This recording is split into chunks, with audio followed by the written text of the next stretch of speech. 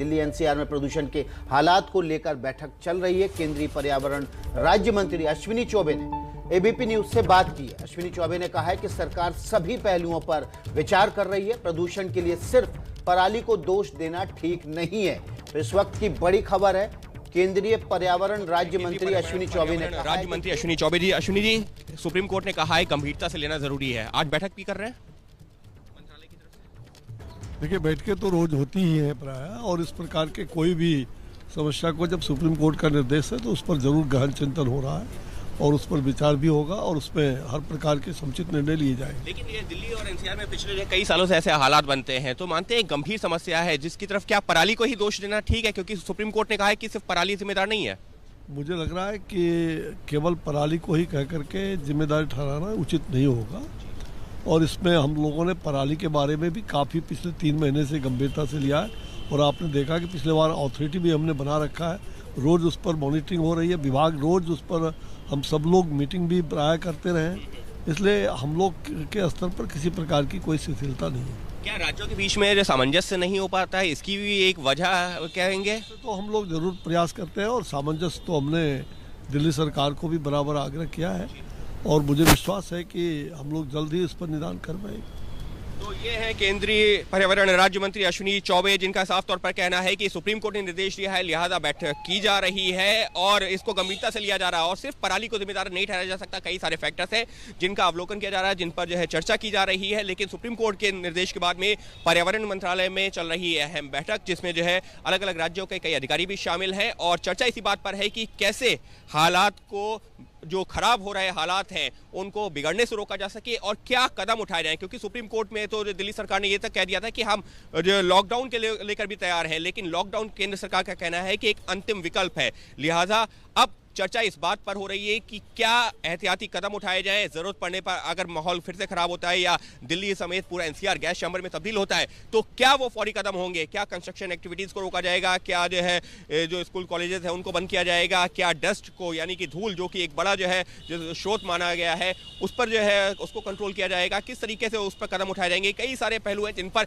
एक तरफ पर्यावरण मंत्रालय में बैठक हो रही है, तो दूसरी तरफ केंद्रीय पर्यावरण राज्य मंत्री अश्विनी चौबे का कहना है कि हम हर एक जो पहलू पर गंभीरता से विचार कर रहे हैं और कोशिश यही है कि हालात को जो खराब होने से रोका जा सके। कैमरा पर्सन राजेश कुमार के साथ अंकित गुप्ता, एबीपी न्यूज, दिल्ली। तो देखिए, दिल्ली के प्रदूषण में पराली का प्रतिशत सिर्फ 10% है, और यही वजह है कि सुप्रीम कोर्ट ने ये भी कहा है कि किसानों के सिर पर ठीकरा फोड़ने की कोशिश है सिर्फ ये।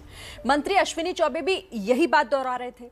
पराली पर पंजाब में भी पॉलिटिक्स हो रही है, क्योंकि पंजाब में चुनाव होने वाले हैं। तो पराली को सिर्फ दोष देना ठीक नहीं, केंद्रीय पर्यावरण मंत्री को आप सुन रहे थे, क्योंकि अब सुप्रीम कोर्ट ने जिस तरह से फटकार लगाई है, सवाल केंद्र से भी पूछा है, सवाल दिल्ली सरकार से भी पूछा है। सवाल ये कि आखिर आपने किया क्या है।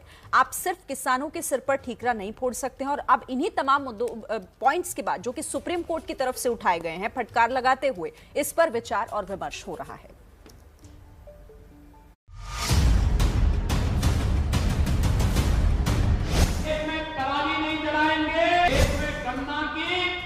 पत्तियों को भी न जलाएं, सर्विस का विपरीत असर पड़ता है। आसपास पंजाब से और हरियाणा से जो पराली का धुआं आ रहा है, 3-4 दिन बीच में कम हुआ बिकॉज वहाँ बारिश हो गई थी।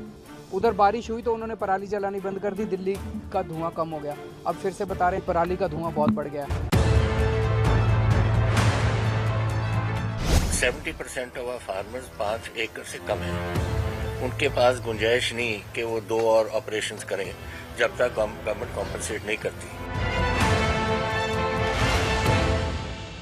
हमारे हाथ बंद जाते हैं जब बाहर पराली जलती है, तो हम केवल रिक्वेस्ट कर पाते हैं कि अन्य राज्यों के साथ भी जब तक ये काम नहीं होगा, बिना ज्वाइंट एक्शन के इसको पूरी तरह से दिल्ली के लड़ाई को लड़ के जीतना मुश्किल है। हर साल केंद्र और दिल्ली सरकार बढ़ते प्रदूषण का ठीकरा पराली जलाने पर फोड़ती है।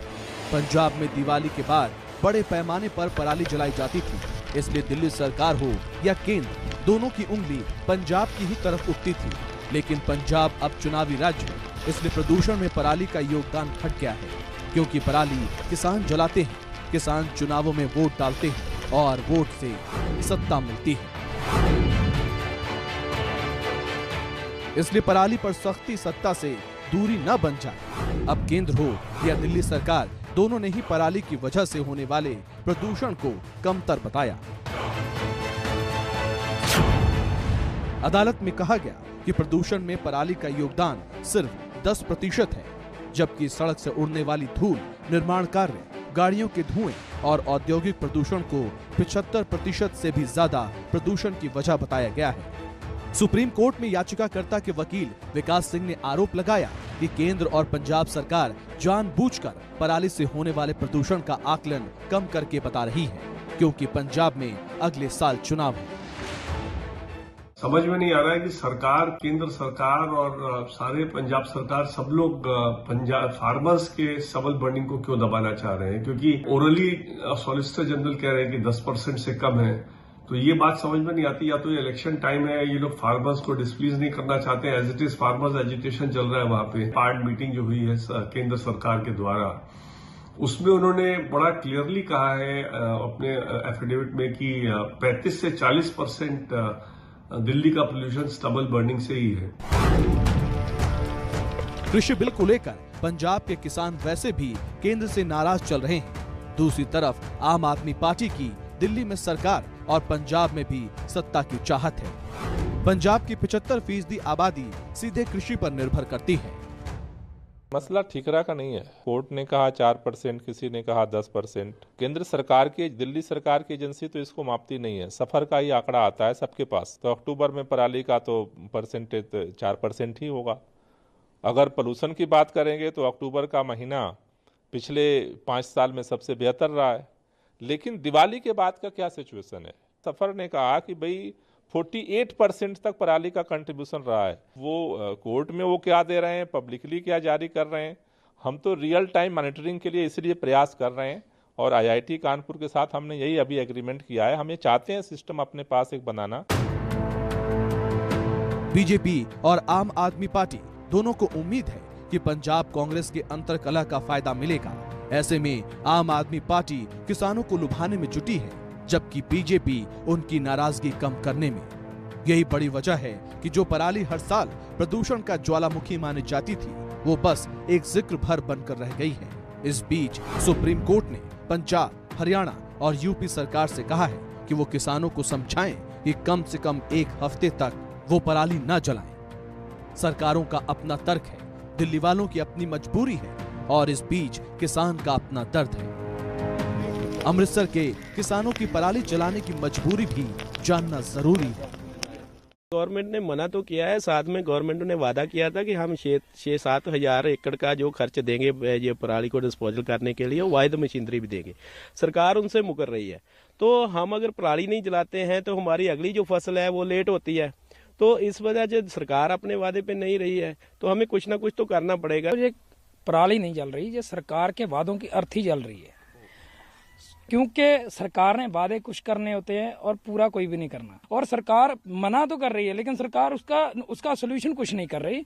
और इसलिए अभी किसान अगर ये देखता रहेगा कि मुझे पराली जलानी नहीं, जो वादे पूरे करने की वेट करता रहेगा सरकार के, तो वो तो अपनी अगली फसल है जो वो बो नहीं पाएगा। सवाल किसानों की मजबूरी से ज्यादा सियासत के चरित्र का है। जिस आबो हवा में आम इंसान को साफ नहीं दिख रहा, उसी धुंध में नेताओं को वोट बैंक साफ साफ दिख रहा है।